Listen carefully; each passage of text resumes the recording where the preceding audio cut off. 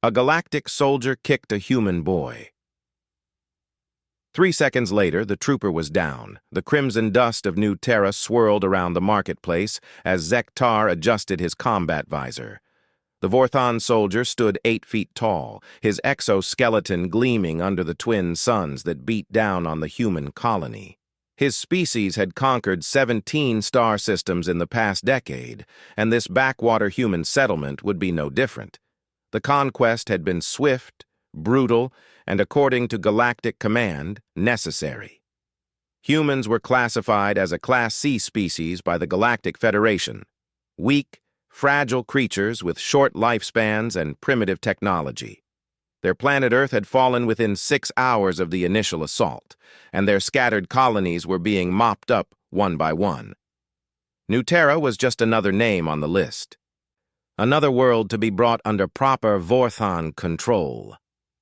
Zektar's massive boots left deep impressions in the red soil as he patrolled the market district.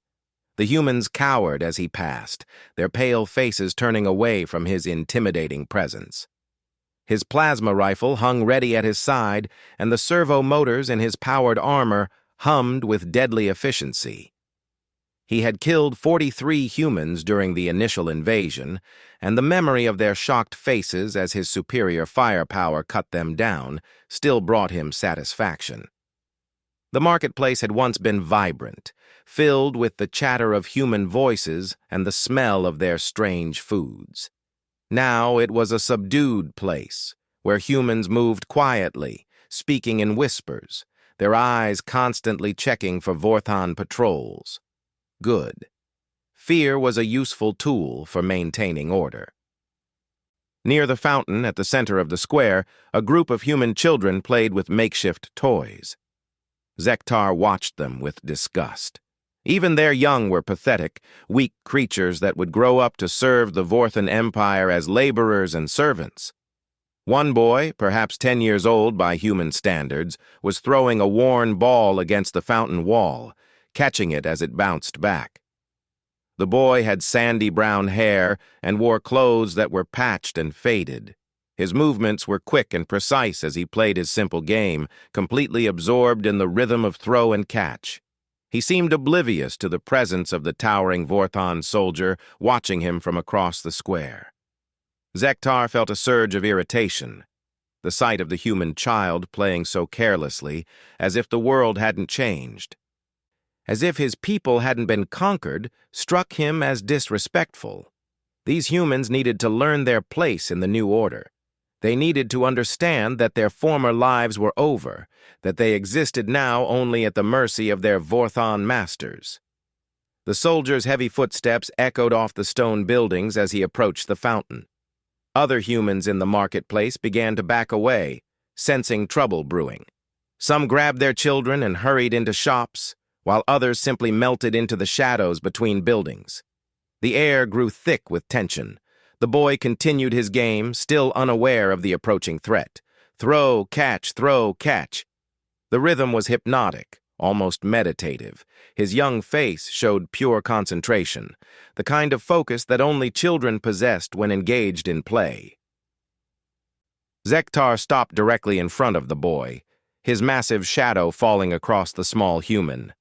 The child looked up, his brown eyes meeting the red optical sensors of the Vorthon's helmet. For a moment, neither moved. The boy's face showed curiosity rather than fear, as if he was trying to understand what this giant alien wanted from him. "You will cease this activity immediately," Zektar commanded in heavily accented Standard Galactic. His translator rendered the words into something approximating human English, though the mechanical tone stripped away any warmth or humanity from the message. The boy tilted his head slightly, still holding the ball. "I'm just playing catch, mister. I'm not hurting anyone." The casual disregard in the child's voice infuriated Zektar. This little creature should be trembling in terror, begging for mercy, acknowledging the superiority of his conquerors. Instead, the boy spoke as if they were equals, as if the Vorthon soldier was just another adult interrupting his game. You will show respect to your superiors, Zektar growled, his voice amplified by his suit's speakers. Humans are servants now. You will learn obedience. The boy's expression shifted slightly, confusion replacing curiosity. But I wasn't doing anything wrong. This is just how we play ball. Around the square, the remaining humans watched in horrified silence. They knew what was coming. They had seen Vorthon discipline before. Some closed their eyes, unable to witness what would happen to the innocent child. Others whispered urgent prayers to whatever gods they still believed could hear them. Zektar raised one massive armored boot. The servos in his leg whined as the powered armor amplified his strength. The kick would likely kill the small human instantly, sending a clear message to any other colonists who might be watching. Obedience through fear. It was the Vorthon way.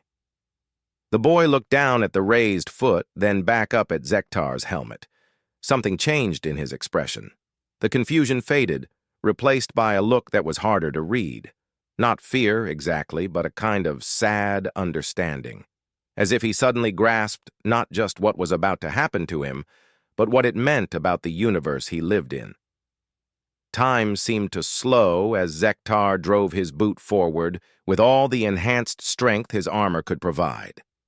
The kick was aimed at the boy's chest, designed to send him flying backward into the fountain wall with enough force to break bones and end the young life in a spectacular display of Vorthon power. But the boy moved. It wasn't a dodge or a desperate attempt to escape. The movement was fluid, precise, almost graceful. The child stepped sideways and grabbed the incoming boot with both hands, using Zektar's own momentum against him.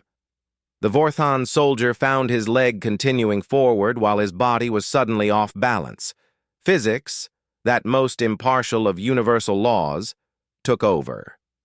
8 feet of armored Vorthon warrior, thrown off balance by a 60-pound human child, crashed to the ground with a thunderous impact that shook the windows of nearby buildings. Zektar's massive form skidded across the stone pavement, his armor scraping and sparking against the rough surface. The marketplace fell completely silent.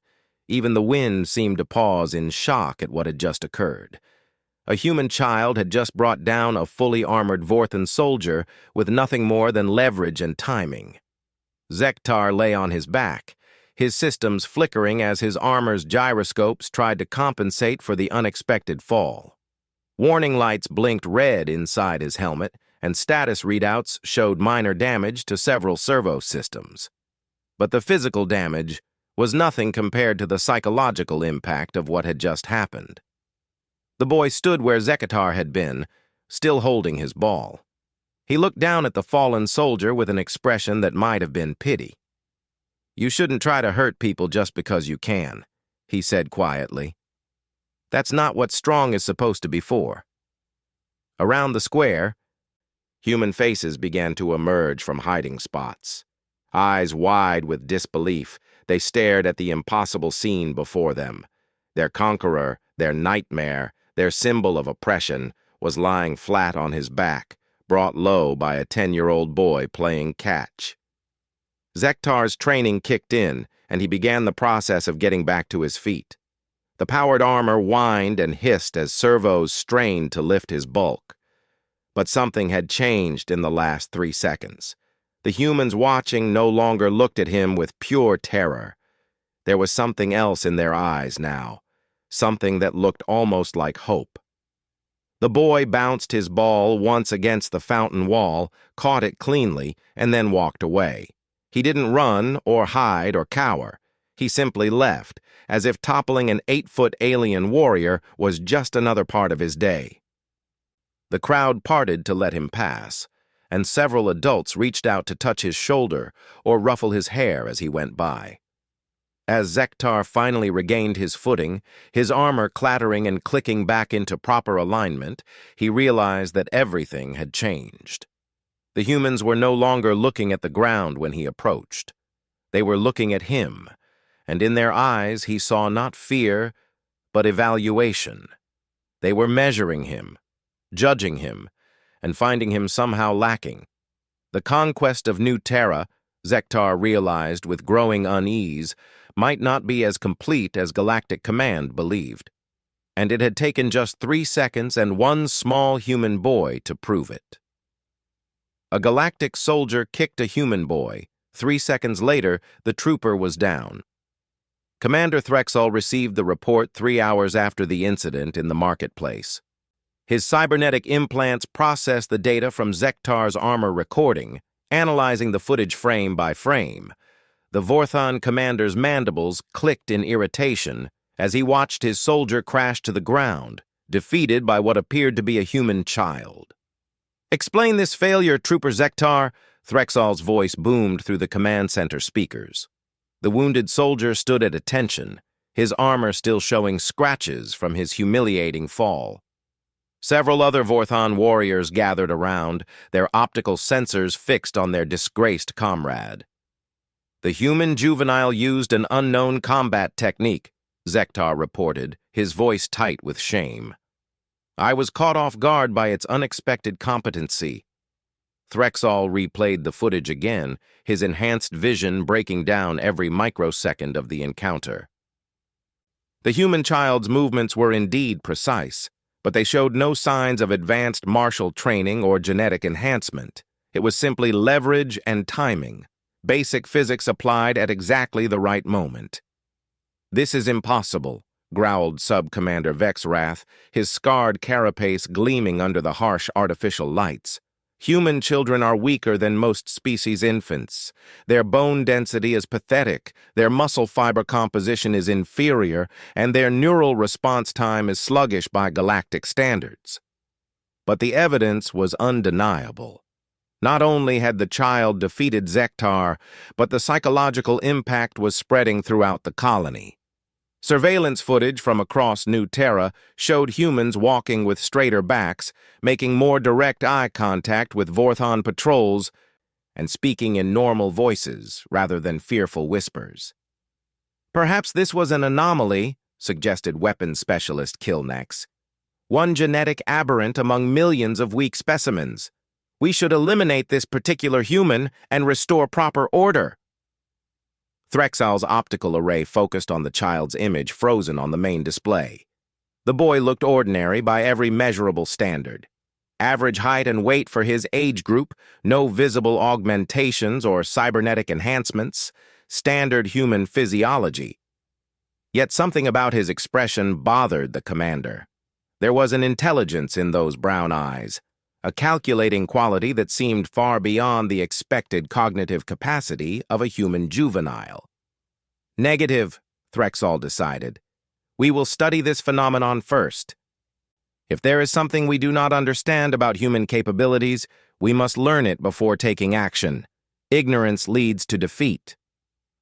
Over the following days, Vorthon reconnaissance teams began conducting discrete observations of human settlements across New Terra.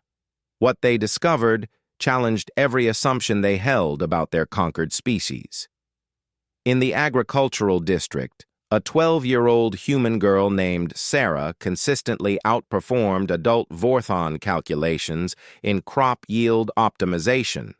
When questioned, she explained her methods using concepts that their best agricultural specialists struggled to follow. She spoke of soil chemistry, weather pattern recognition, and plant genetics with an intuitive understanding that seemed impossible for such a young, short-lived creature. In the mining sector, twin brothers aged 15 had developed a new excavation technique that increased ore extraction efficiency by 30%.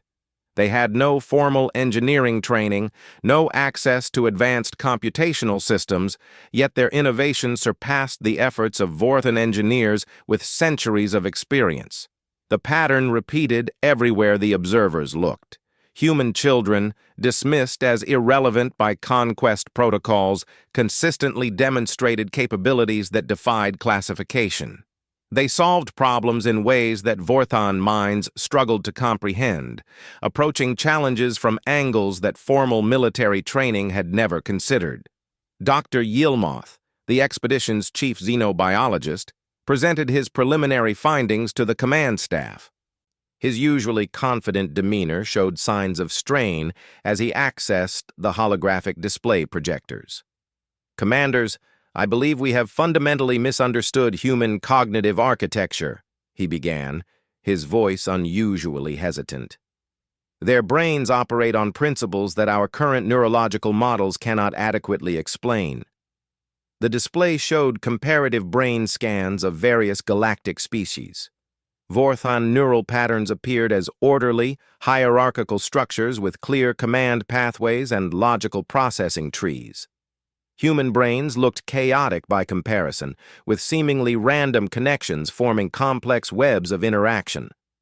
"We assumed this apparent disorder indicated inferior intelligence," Dr. Yilmoth continued. "However, further analysis suggests something far more troubling.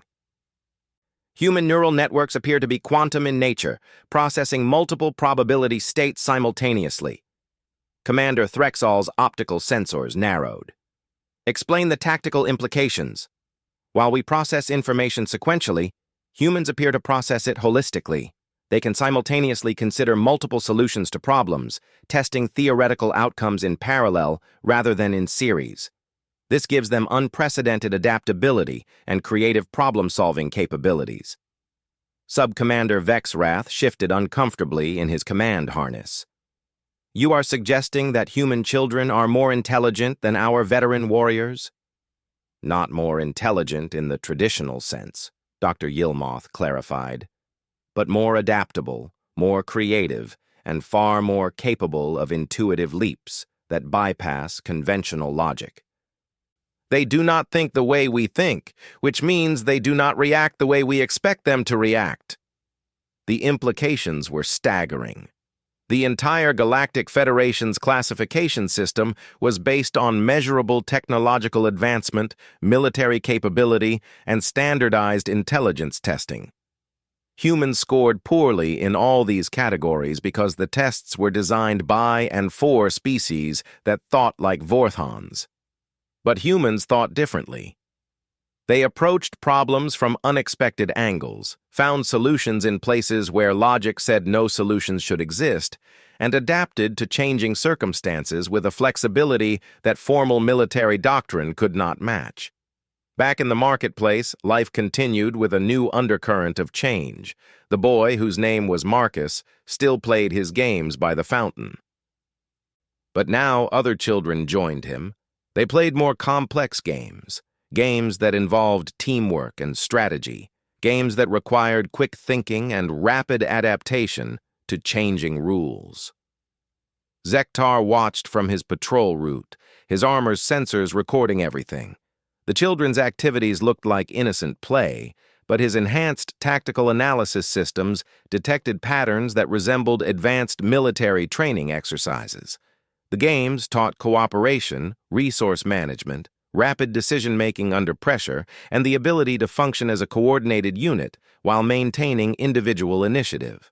More disturbing still, the adults had begun gathering in small groups during their work breaks.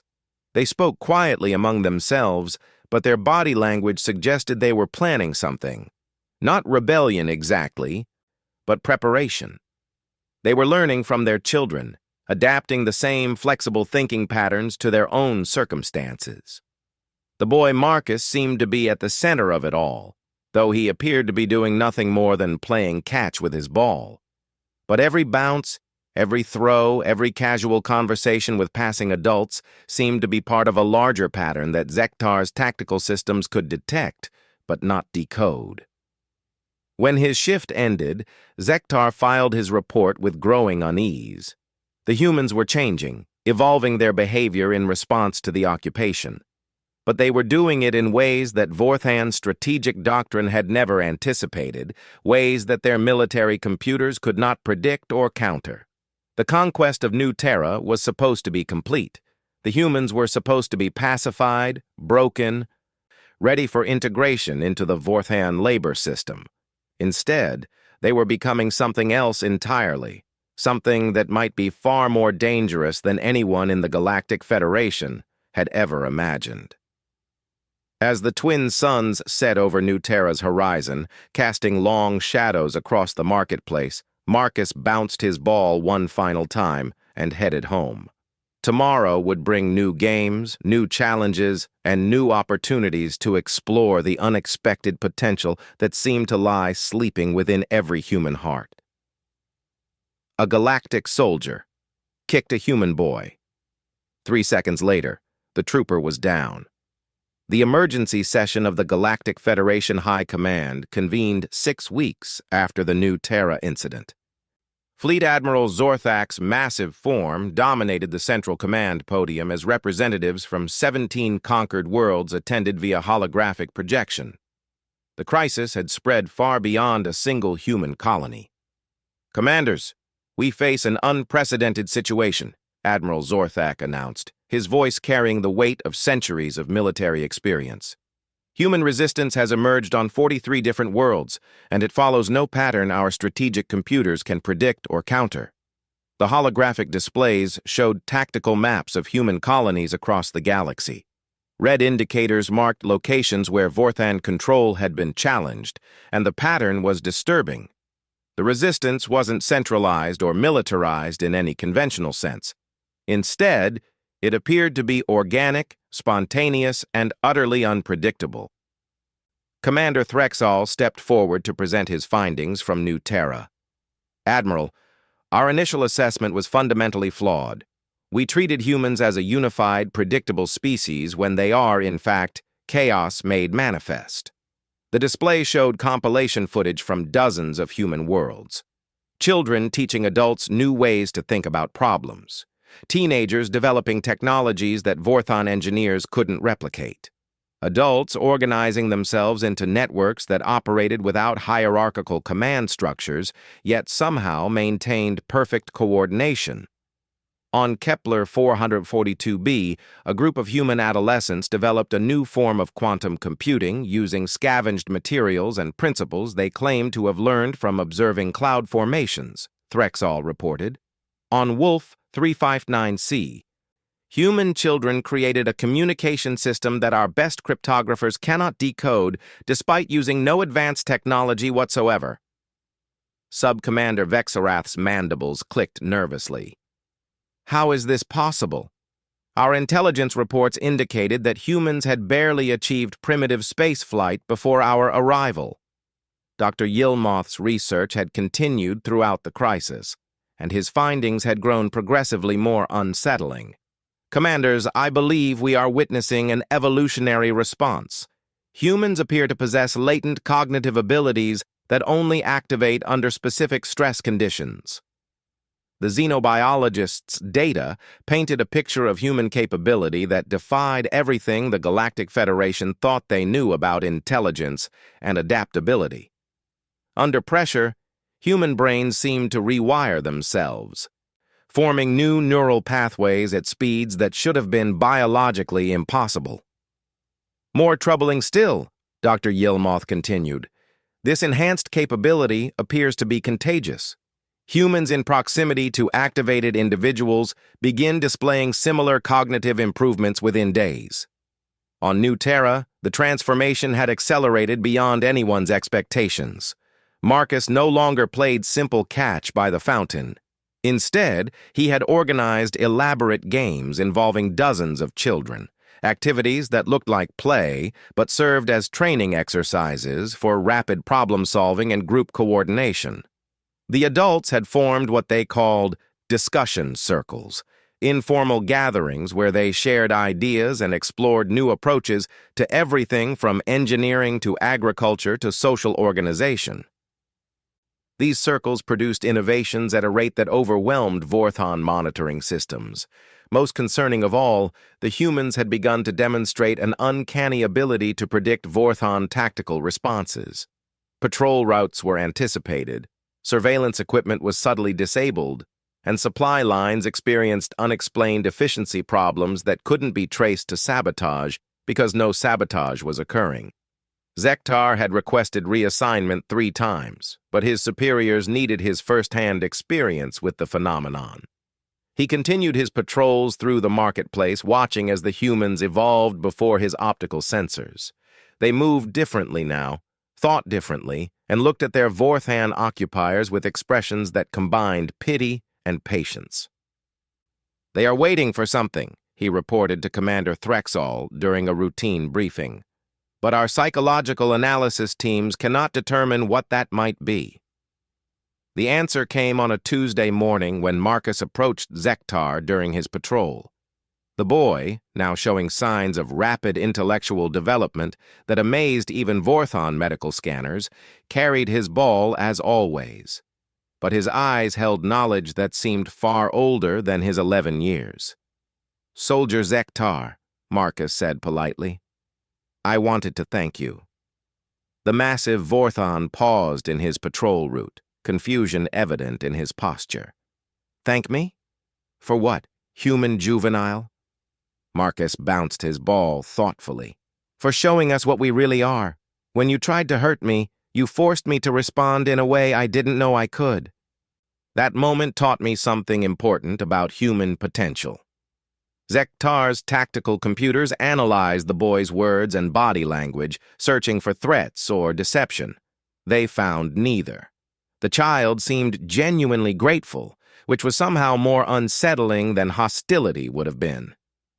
"We've been learning ever since," Marcus continued. "Not just me, but all of us. Your people conquered our worlds because you thought you understood what humans were capable of, but you only saw what we were, not what we could become." Around the marketplace, other humans had stopped their activities to listen. Adults and children alike formed a loose circle around the conversation, their faces showing calm attention rather than the fear or anger Zektar expected. "The interesting thing about humans," Marcus said, tossing his ball up and catching it with casual precision, "is that we've always been capable of more than we realized. We just needed the right motivation to discover it." Zektar's armor systems registered elevated stress levels as the implications of the boy's words became clear. "You are saying that the conquest activated latent capabilities?" Marcus smiled, and for the first time, Zektar saw something in that expression that genuinely frightened him. It wasn't malice or hatred, it was understanding. Complete, comprehensive understanding of the situation and all its ramifications. "Your people studied us for decades before the invasion," Marcus explained. "You learned about our technology, our military capabilities, our political structures, but you never understood what humans do when we're backed into a corner. We adapt. We change. We become whatever we need to become to survive and protect the people we love." The crowd around them had grown larger, but they maintained their peaceful demeanor. Men and women, teenagers and children, all watching the conversation with the same patient attention. "The conquest is over, Soldier Zektar," Marcus said gently. "Not because we fought you with weapons or drove you away with violence. It's over because we've become something your empire cannot control or predict or defeat. We've become fully human." Zektar's sensors detected movement throughout the marketplace. Not threatening movement, but purposeful action as humans began performing tasks with efficiency levels that exceeded Vorthon capabilities. They were demonstrating their transformation, showing their occupiers exactly how much had changed in the weeks since a single boy had toppled an armored warrior with nothing but leverage and timing. "What do you intend to do with this capability?" Zektar asked, though he suspected he already knew the answer. Marcus bounced his ball one final time and tucked it under his arm. "We're going to teach other humans, on other worlds and other systems. We're going to show them what they can become when they stop limiting themselves to what they think is possible." The boy turned to leave, then paused and looked back at the towering alien soldier. "Your empire conquered humanity because you thought we were weak. But strength isn't about armor or weapons or technology. Real strength is about becoming more than you were yesterday, and humans are very good at that." As Marcus walked away, the crowd of humans began to disperse. They returned to their activities, but their movements held new confidence and purpose. They had found something in themselves that no external force could take away. Zektar filed his final report that evening, recommending immediate withdrawal of all Vorthon forces from human territories. The conquest had failed, but not in any way that military doctrine could have predicted. The humans had not driven out their invaders through superior firepower or tactical brilliance. They had simply grown beyond the need to be conquered. Within 6 months, every human world had achieved de facto independence. The Galactic Federation's databases were quietly updated to reclassify humanity as a Class A species, with a special notation that their capabilities were considered adaptively variable under stress conditions. And in marketplaces across human space, children played games that looked simple but taught complex lessons about potential, adaptation, and the unlimited capacity for growth that defined their species. They played with balls and toys and laughter, preparing for a future where humanity would take its place among the stars not as conquered servants, but as the most remarkably adaptable species the galaxy had ever encountered. The universe, as it turned out, was far more interesting with humans in it than anyone had expected.